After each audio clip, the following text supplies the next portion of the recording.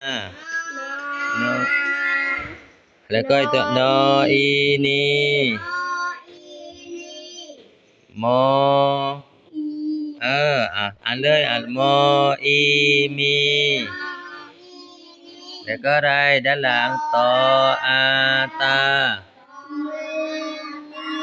อ่านทั้งหมดอ่านว่าไงมานีมีตาตัวที่สองกออากาเหมือนเมื่อกี้เลยมออีมี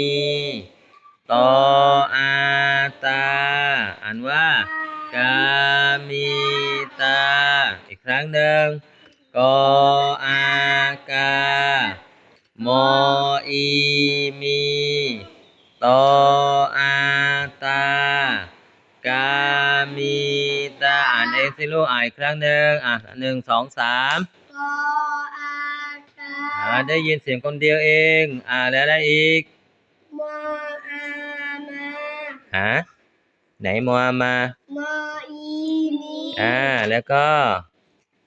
ตออาตาอ่านว่ากามีตาใช่ไหมบรรทัดสุดท้ายผู้หญิงยอมแพ้แล้วมีแต่เสียงผู้ชายเลยดูแล้วก็อ่านต่ออ่านว่าอีกครั้งสิ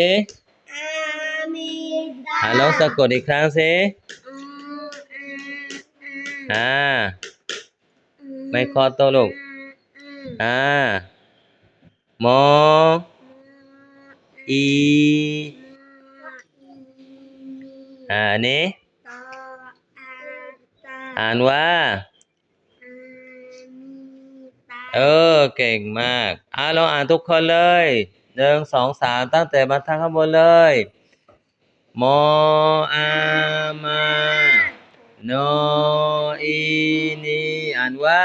มานีบรรทัดที่สองมออามาโนอีนีมออีมีด้านหลังอ่านด้วยตออาตามานีมีตาต่อไปบรรทัดที่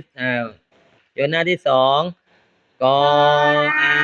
กาดูหนังสือโมอีมี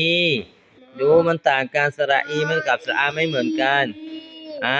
ตออาตากามีตาสุดท้ายอ